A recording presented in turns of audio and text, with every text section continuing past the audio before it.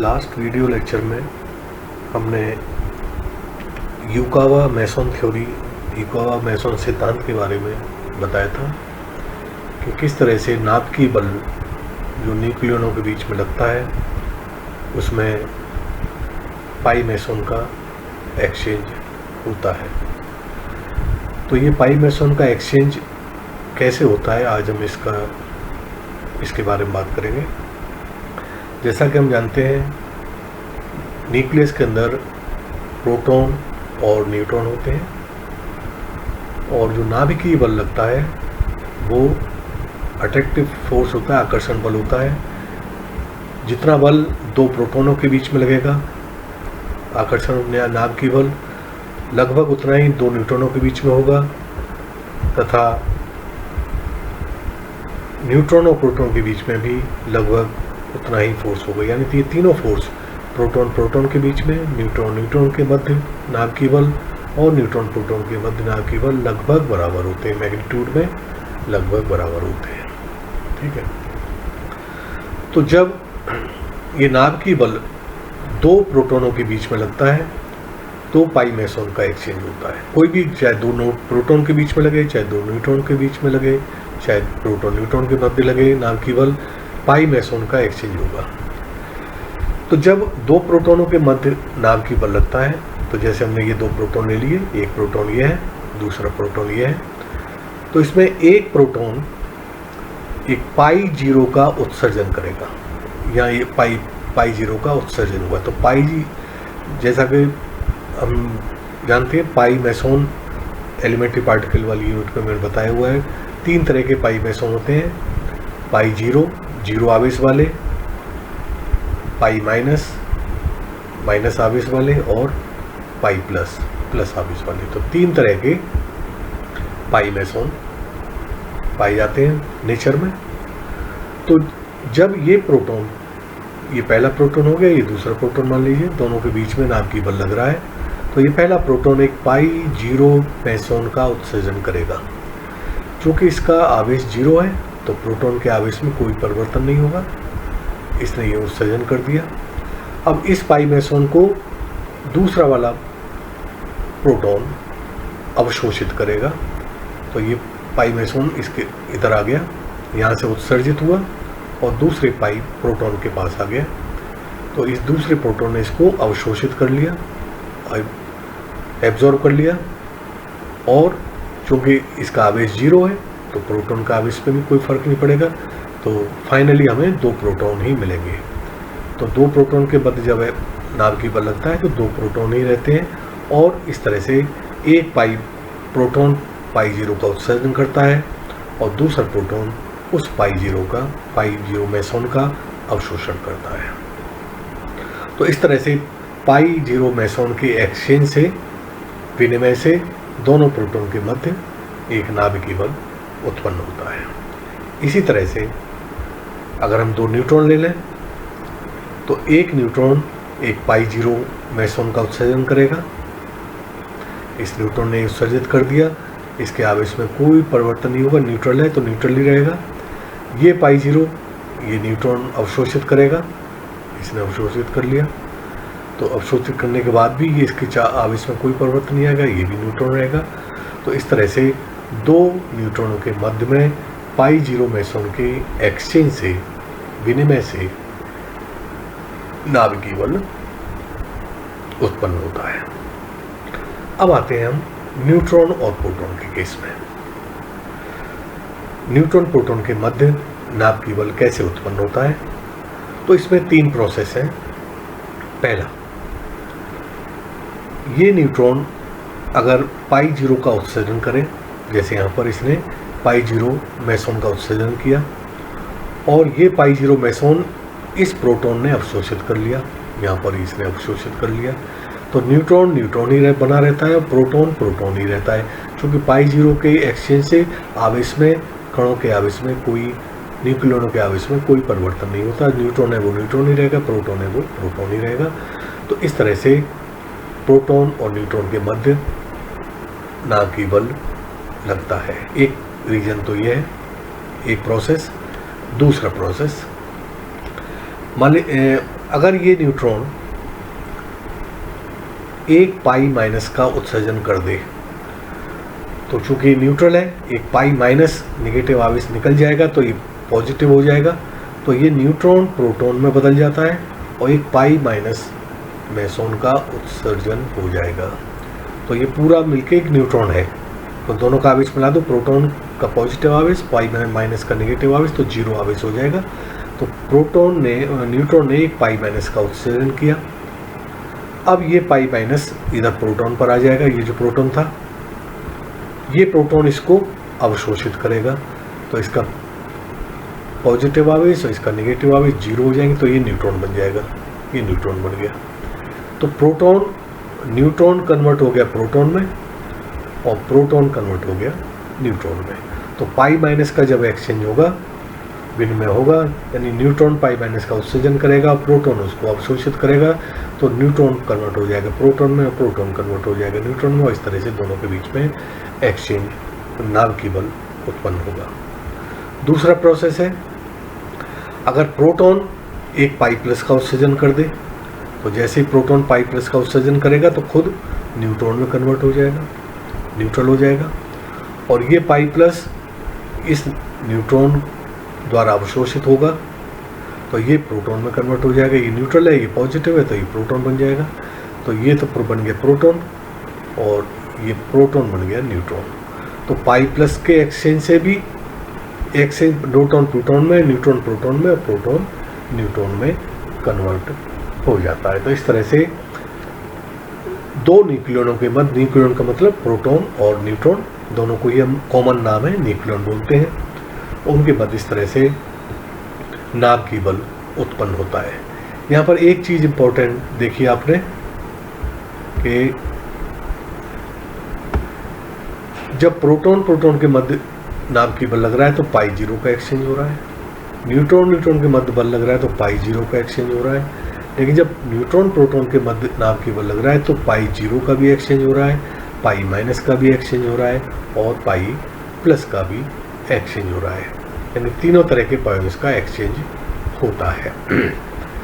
तो अतः न्यूट्रॉन और प्रोटॉन के मध्य लगने वाला बल, नाभिकीय बल, केवल पाई जीरो के विनिमय मतलब एक्सचेंज के कारण होता है, जबकि न्यूट्रॉन प्रोटॉन के मध्य लगने वाले नाभिकीय बल में किस का एक्सचेंज होगा, पाई प्लस का भी एक्सचेंज होता है, पाई जीरो का भी एक्सचेंज होता है और पाई माइनस, यानी तीनों प्रकार के पाई मेसनों का एक्सचेंज यानी विनिमय होता है।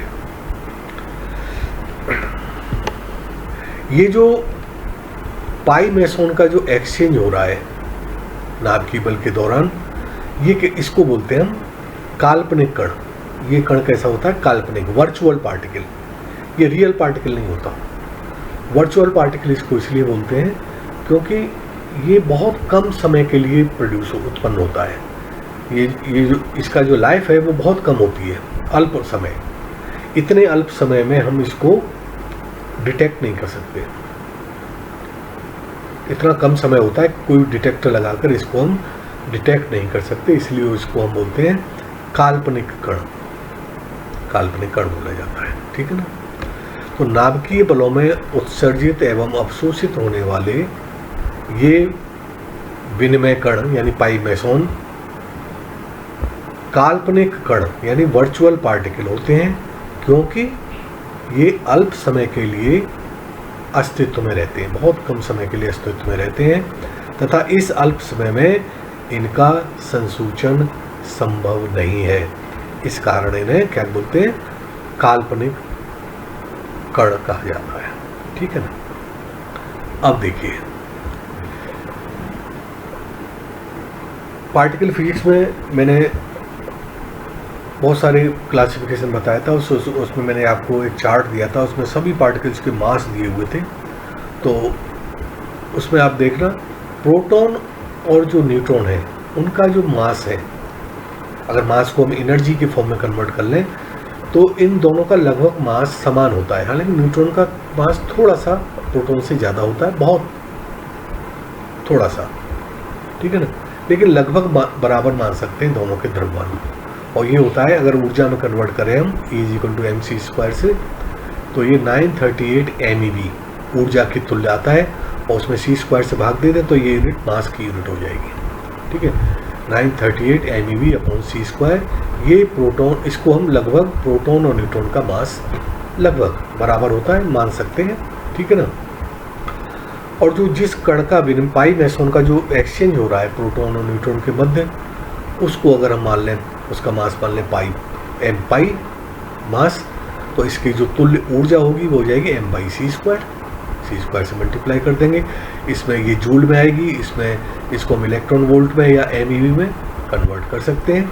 इसमें इलेक्ट्रॉन के आवेश से डिवाइड कर दोगे तो इलेक्ट्रॉन वोल्ट हो जाएगा, फिर 10⁻⁶ से डिवाइड कर दोगे तो MeV में कन्वर्ट हो जाएगा। अब देखिए, ये प्रोटॉन और न्यूट्रॉन क्या है, न्यूक्लियॉन, और दोनों के मास लगभग कैसे होते हैं, बराबर, लगभग बराबर। अभी हम फिलहाल में ये लगभग बराबर मान लीजिए आप तो कि एग्जैक्ट बराबर है। एग्जैक्ट बराबर तो नहीं होते, न्यूट्रॉन थोड़ा सा हैवी होता है, बहुत मामूली सा। तो एक न्यूक्लियॉन को हमने नाम दे दिया N1, दूसरे न्यूक्लियॉन का नाम दे दिया N2। अब ये N1 प्रोटॉन भी हो सकता है, न्यूट्रॉन भी हो सकता है, ये N2 भी प्रोटॉन भी हो सकता है और न्यूट्रॉन भी हो सकता है। अब देखिए, दोनों के बीच में जब नाभ की बल लगेगा तो क्या होगा, एक न्यूक्लियॉन एक पाई मैसोन का उत्सर्जन करेगा। तो मान लीजिए N1 न्यूक्लियॉन ने इस पाई मैसोन का उत्सर्जन किया, तो N1 का मास कितना है, 938 MeV ऊर्जा के फॉर्म में, और ये मास हो गया किसका, पाई मैसोन का, ऊर्जा के फॉर्म में m/c²। तो N1 ने इसका उत्सर्जन किया। तो अब यहाँ पर एक चीज देखिए, N1 ये मान लीजिए न्यूट्रॉन है, हो सकता है, या प्रोटॉन हो सकता है। अगर π0 का उत्सर्जन हो रहा है तो न्यूट्रॉन ही रहेगा, प्रोटॉन ही रहेगा। π+ का उत्सर्जन होगा या π- का होगा तो न्यूट्रॉन प्रोटॉन में कन्वर्ट हो जाएगा, प्रोटॉन न्यूट्रॉन में, यानी लगभग मास सेम ही रहेगा।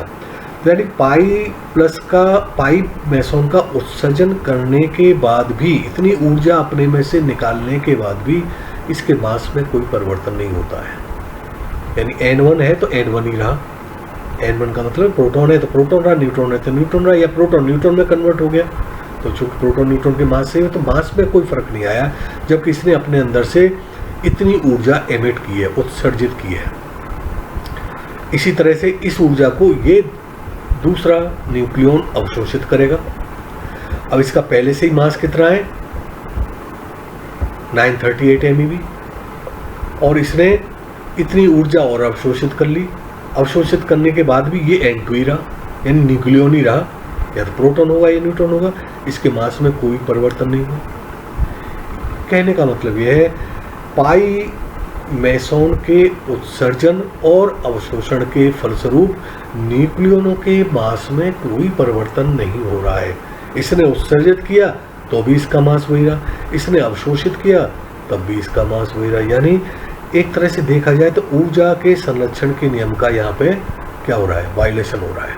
ये ऊर्जा गई कहाँ, कैसे, तो इसमें से उत्सर्जित हुई, उत्सर्जित होने पर इसका मास कम होना चाहिए था, ये अपने से हल्के द्रव्यमान के पार्टिकल में कन्वर्ट हो जाना चाहिए था। इसने अवशोषित किया तो ये अपने से भारी पार्टिकल बन जाना चाहिए था, लेकिन ऐसा नहीं होता। नाभिक में दोनों के न्यूक्लियन ही रहते हैं, या तो प्रोटॉन रहते हैं या न्यूट्रॉन रहते हैं। अब चूँकि दोनों के मास सेम है तो दोनों में, जबकि पाई मैसोन का मास तो लगभग 140 से 135 MeV के आसपास होता है, तो इतने मास का अंतर आना चाहिए यहाँ पर, लेकिन ये नहीं होता ऐसा।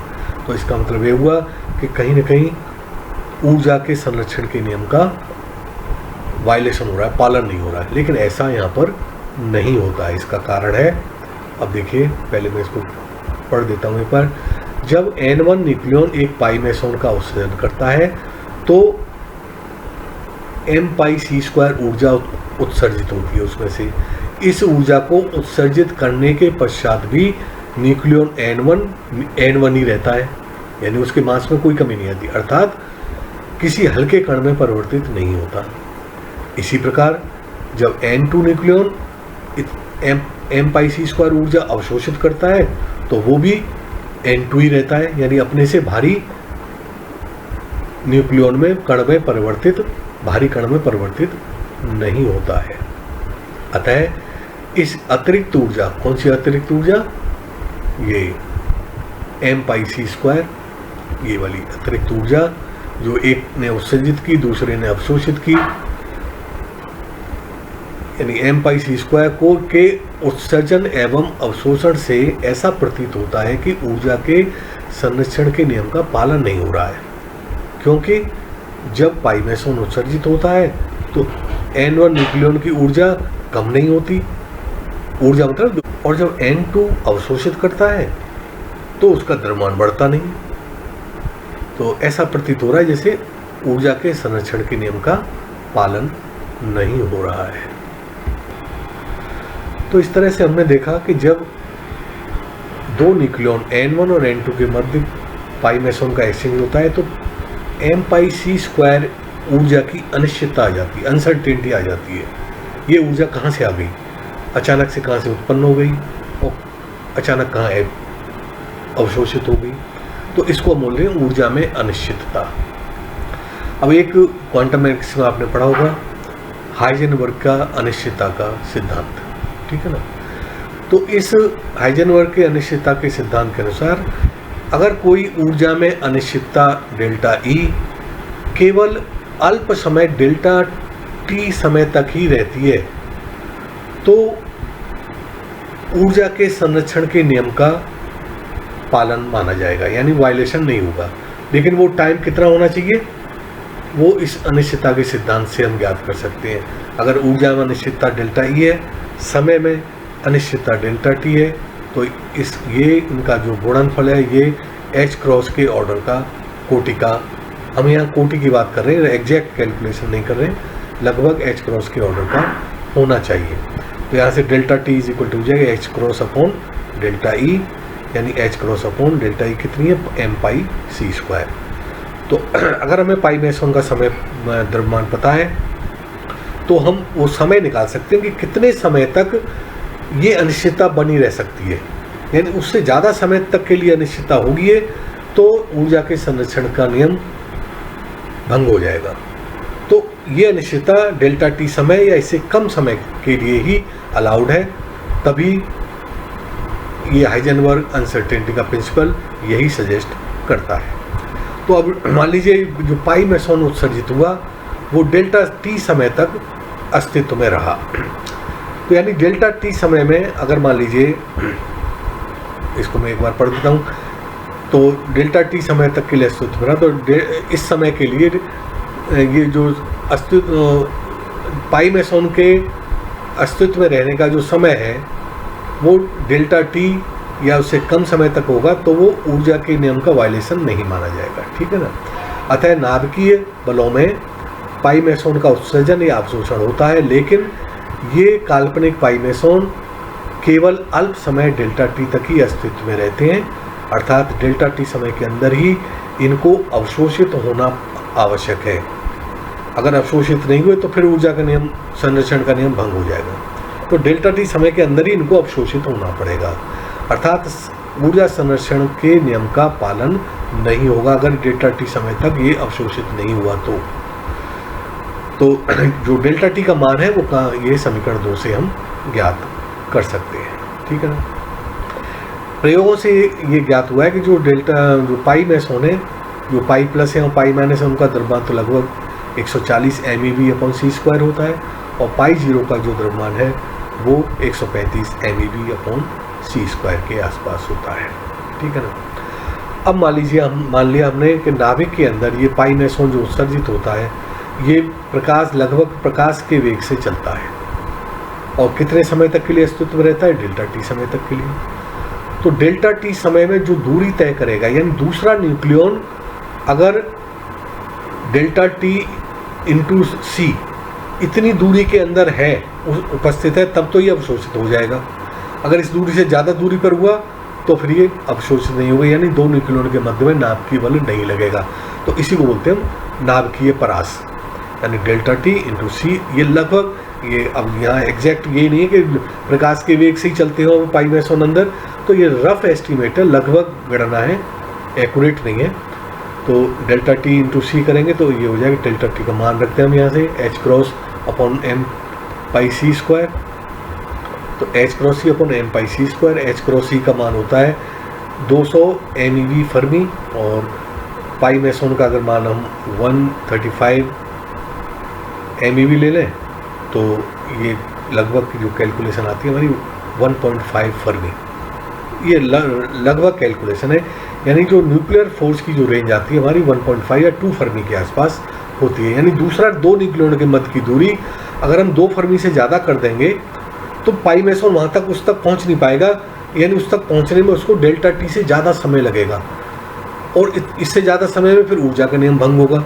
तो ये फिर दूसरे पाई मेसोन दूसरे न्यूक्लियॉन के द्वारा अवशोषित न होने के बजाय वापस उसी जहाँ से उत्सर्जित हुआ वहीं अवशोषित हो जाएगा, और 2 न्यूक्लियॉनों के बीच में फोर्स नहीं लग पाएगा नाभिकीय बल, अगर दोनों न्यूक्लियॉनों के मध्य की दूरी 1.5 या 2 फर्मी से ज़्यादा होगी तो इसलिए हम बोलते हैं नाभिकीय बलों की जो परास है लघु परास बल कहलाते हैं। तो इस तरह से हम नाभिकीय बलों की परास भी निकाल सकते हैं। नाभिकीय बल की परास = 1 C यहाँ कैंसिल कर दें तो h×m²c, इस फॉर्मूले को मैंने पहले भी बताया हुआ है जो युकावा मेसन थ्योरी बता रही थी। तो इस तरह से हम किसी भी नाभिकीय बल की, हमें पाई मेसन का मान पता है, अगर परास पता है तो मास निकाल सकते हैं पाई मेसन का, और मास पता है तो हम परास ज्ञात कर सकते हैं।